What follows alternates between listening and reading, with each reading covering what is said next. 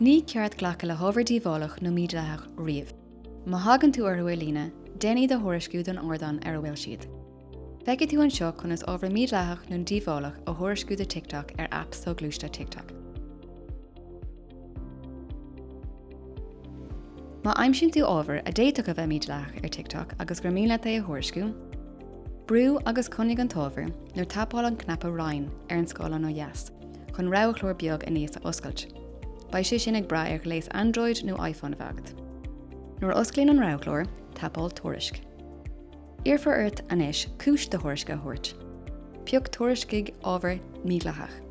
Muna bhecinn tú é ar dús, Gaeilge sios chun na rogna eile eáil. Feicid tú lista le categóí éagsúla ábhar a déiteach a bheith mídhleach. Rognig an categóir is mó ar iarrainn den ábhar is míle a thuairisciú, nó muna bhfuil tú cinnte rognig ábhar mídhleach eile. Ag bra ar an categóir a roghnaíonn tú, tá seansán go níorfar ort tuile a roghnaíonn, sula dagann tú ar thuairiscithe.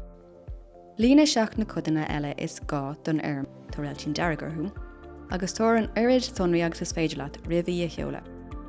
Tuair sonraí freisin más féidir leat den dlí atá rise leis an ábhar, más oldit é, ach tá sé seo rognach. Ba ceart go bhaidh fógraí ua-oibrithe tar éis duit an ormachar seach á dhéhnú sin.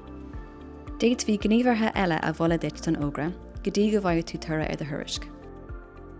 Tar éis abhreithnú TikTok, ba cheart go bhaidh fógra faoin tura agus éon gníomh a rinú maidir leis an ábhar tuairiscithe, mar aon le rogna i ggur achorc. Ag bra ar an tura, béidir go ginfií nach dastaíonn aon gníomh eile, nó béidir go measfaí gur iomchaí é an tábhar a chríne nó a bhaint. Ba na sonraí agus fógraí maidir le de thuairisc i bhógraí córais i do bhosca seach ar de app TikTok. Maidir le hábhar díomhálach, má ecann tú ábhar díomhálach nó ábhar a déiteach treoirlíonnta pobal nó tuirmí agus gníalacha TikTok a thóirú, tá an próseas chun é a thuairisciú mór an mar a chéile. Brú agus coinnig an tábhar nó tapáil an cnappa Ryan ar an scála nó yes, chun roghlór beag a níos a oscailt. Ba sé sin ag bra ar lééis Android nó iPhone a bhagad. Nuair osclaíonn an roghlór, tapáil tuairisc. Feicid tú lista categóíonn sin in bhfuil cineálacha ábhar a déiteach a bheith díomhálach agus iarfar ort an chúis atá le de thuairisc a thabhairt. Rognig an categóir is mó ar iarrainn den ábhar is míle a thuairisciú, nó muna bhfuil tú cinnte rognig eile. I gás roiint categóí, béidir go níorfar ar tuile a rognú cosú leo seo, sula seolann tú an orm. Ag bra ar chúis de thuairisce, déit bhí achhair a ghearr a thuirte na treoirlíonnta pobal nó na tuirmí agus gníalacha ábhartha, nó féitfar tuile sonraí ar ort, sula mrúann tú a chuir seach. Ba cheart go bhaidh fógra ua-oibrithe tar éis duit an ormachar seach á dhéhnú sin. Déit bhí gníomhartha eile a bholas duit san ógra, go dtí go bhaidh tú tura ar de thuairisc. Tar éis abhreithnú TikTok, ba cheart go bhaidh fógra faoin tura agus aon gníomh a rinú maidir leis an ábhar tuairiscithe, mar aon le rogna i ggur achorc.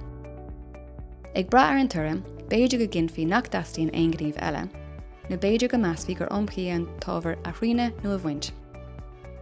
Ba na sonraí agus fógraí maidir le a thuairisc i bhógraí córais i do bhosca seach ar de app TikTok. Ba cheart cuairt tuairisce chuig ordáin ar líne a bheith so amse agus so úsáidse. Muna bhfuil bhálinn clos seo weit. Tá orm fisrathe ar ar sih cnam.ie/tuairisc dúin.